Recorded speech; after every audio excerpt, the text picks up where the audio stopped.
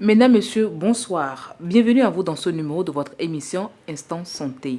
Aujourd'hui, on parle de l'asthme qui peut s'avérer dérangeant pour le patient. Ces symptômes peuvent durer plusieurs années, voire toute une vie. Mais comment reconnaître qu'un patient fait un asthme? Pour mieux comprendre cette pathologie, nous sommes avec la pneumologue Flora Koudessi, juste après le jingle. Docteur Koudessi, faire un asthme, c'est quoi? C'est une maladie respiratoire chronique des voies respiratoires des poumons qui sont des tubes qui transportent l'air à l'intérieur et à l'extérieur des poumons.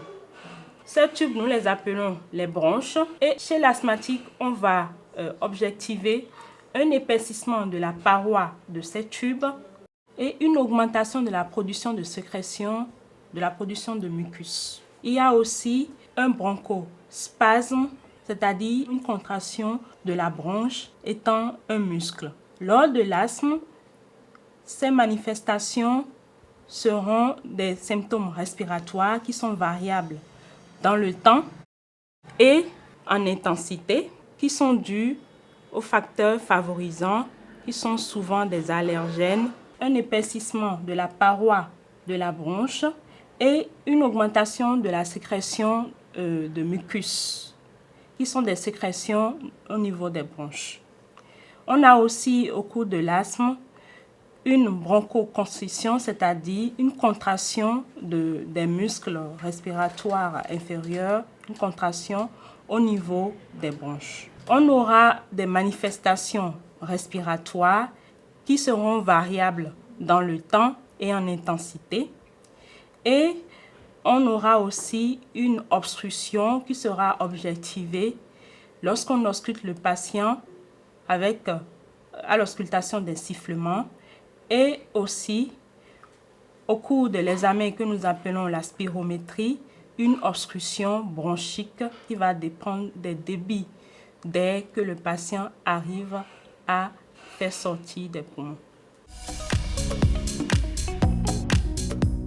Comment savoir qu'on fait un asthme? L'asthme se manifeste par des symptômes qui sont respiratoires. La personne qui est asthmatique va présenter une difficulté à respirer, c'est-à-dire une dyspnée, surtout lorsqu'il est en train de faire sortir l'air, c'est-à-dire l'expiration. Il va présenter une toux qui est surtout la nuit ou le matin, qui peut être productive avec des sécrétions ou une toux qui est sèche. Le patient peut présenter aussi une douleur au niveau du thorax, à type d'oppression au niveau du thorax.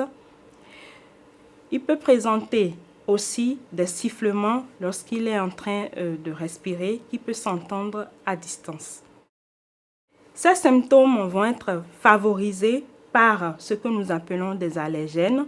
Lorsque le patient présente des allergies, par exemple, à des aliments, qui peut être, par exemple, les cacahuètes, l'arachide, le sésame, la poussière, les poils d'animaux comme le chien ou le chat, la fumée du tabac ou la fumée due à la biomasse, c'est-à-dire la fumée du charbon ou du feu de bois, ou aussi la pollution atmosphérique.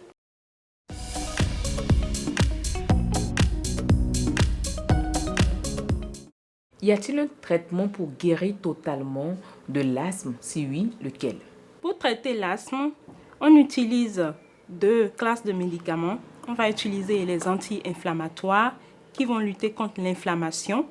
Ces anti-inflammatoires sont habituellement par voie orale lors des crises d'asthme ou par voie inhalée pour traiter et prévenir les symptômes de l'asthme. Il y a aussi les bronchodilatateurs, c'est-à-dire un traitement pour dilater les bronches qui ont leurs lumières qui sont rétrécies parce qu'il y a une contraction des muscles bronchiques.